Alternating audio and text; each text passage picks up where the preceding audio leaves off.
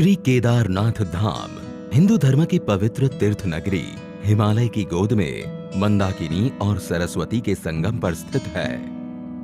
वर्ष 2013 में आई भयावह आपदा से इस तीर्थ नगरी को भारी तबाही का सामना करना पड़ा। ये दृश्य 19वीं सदी का है, जब मंदिर का गरिमामय रूप दूर से ही दर्शित होता था। इसके पीछे की ऊंची बर्फीली पहाड़ियां दृश्य की भव्यता को और बढ़ाती थी। फिर धीरे धीरे इसके चारों ओर अनियोजित इमारतें बन गई और मंदिर मानो कहीं छिप सा गया। वर्ष 2017 में माननीय प्रधानमंत्री जी स्वयं श्री केदारनाथ धाम आए एवं धाम के आध्यात्मिक गौरव और दिव्य स्वरूप को पुनः स्थापित करने के लिए श्री केदारनाथ धाम पुनर्निर्माण योजना की परिकल्पना की। यहाँ की रुचि प्रकृति प्रवृत्ति के अनुसार ही इसका पुनर्निर्माण किया जाए। उसमें आधुनिकता होगी, लेकिन उसकी आत्मा वही होगी जो सदियों से केदार की धरती ने अपने भीतर संजोए रखा हुआ है। ऐसा पुनर्निर्माण करने की दिशा में इसका काम होगा। इस परिकल्पना के आधार पर सभी हितधारकों की भागीदारी से पर्यावरणीय संतुलन बनाते हुए एक महायोजना तैयार की गई थी। गौरीकुंड से 16 किलोमीटर दूर पैदल मार्ग पर स्थित धाम में इस पैमाने की परियोजना को क्रियान्वित करना, इसके लिए निर्माण सामग्री जुटाना, दुश्वार मौसम और विषम भौगोलिक परिस्थितियों के बीच एक बड़ी चुनौती थी। मंदिर तक पहुंच मार्ग का निर्माण पहले कार्य के रूप में लिया गया।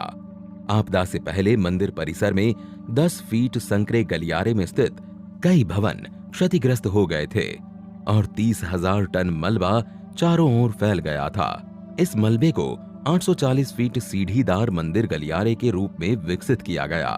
इसका निर्माण क्षेत्रीय कारीगरों द्वारा 20,000 स्थानीय उपलब्ध पत्थरों का उपयोग करके किया गया।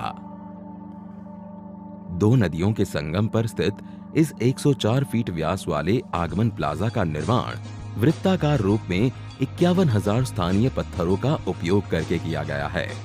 वहीं मंदिर प्लाजा का निर्माण 4,340 वर्ग मीटर क्षेत्र में 15,200 स्थानीय पत्थरों से किया गया है। बाढ़ से सरस्वती और मंदाकिनी नदी के किनारों के साथ बह गई भूमि के पुनर्ग्रहण तथा बहुस्तरीय बाढ़ सुरक्षा कर मंदिर परिसर को एक द्वीप के रूप में बहाल करने के लिए दोनों नदियों पर बाढ़ सुरक्षा दीवारों का निर्माण कार्य किया गया। आपदा से क्षतिग्रस्त हो गए तीर्थ पुरोहितों के आवासों के पुनर्निर्माण का कार्य चौथे कार्य के रूप में लिया गया। चरणबद्ध तरीके से तीर्थ पुरोहितों के घरों का निर्माण स्थानीय पत्थर, लकड़ी और ढलवां छत उपयोग कर स्थानीय स्थापत्य शैली द्वारा किया जा रहा है। 5वें कार्य के रूप में आपदा से क्षतिग्रस्त श्री आदि गुरु शंकराचार्य समाधि के पुनर्निर्माण को लिया गया। ऐसा भव्य दिव्य आदि शंकर का वो स्थान बने, उनका समाधि स्थल बने, और वो भी ऐसे बने कि आदि शंकर का स्थान केदार से थोड़ा सा भी अलग हुआ ऐसा अनुभव न करें। समाधि तक पहुंचने के लिए ये भूमिगत रचना, जिसमें स्मारकीय दीवारों के बीच चलकर जाना तीर्थयात्रियों को एक अनूठी यात्रा का अनुभव प्रदान करता है।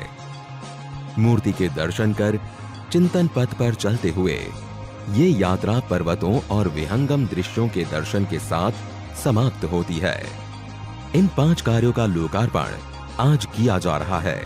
इसी के साथ लगभग 185 करोड़ की लागत से निर्मित हो रहे विभिन्न विकास कार्यों का शिलान्यास भी किया जा रहा है, जिनमें प्रमुख है मंदाकिनी एवं सरस्वती नदियों के तट पर स्नान और धार्मिक अनुष्ठानों को सुगम करने हेतु विशाल संगम घाट का निर्माण, धाम में यात्रियों के सुविधार्थ यात्री सुविधा केंद्र, रेन शेल्टर, जलपान गृह आदि का निर्माण, कुशल तीर्थ क्षेत्र प्रबंधन हेतु पुलिस स्टेशन एवं कमांड एवं कंट्रोल सेंटर का निर्माण, किसी भी अप्रिय घटना एवं विषम भौगोलिक परिस्थितियों में यात्रियों को चिकित्सा सेवाएं उपलब्ध कराने के लिए एक अत्याधुनिक चिकित्सालय का निर्माण किया जा रहा है, जिसमें आपातकालीन सेवाएं, ऑपरेशन थिएटर, आईसीयू आदि की सुविधा होंगी। ये निर्माण योजना मात्र भौतिक सुविधाओं को ध्यान में रखकर नहीं, वरन इस स्थल की लौकिक व तीर्थ यात्रियों की आंतरिक ऊर्जा को पुनः जागृत करने का एक प्रयास है।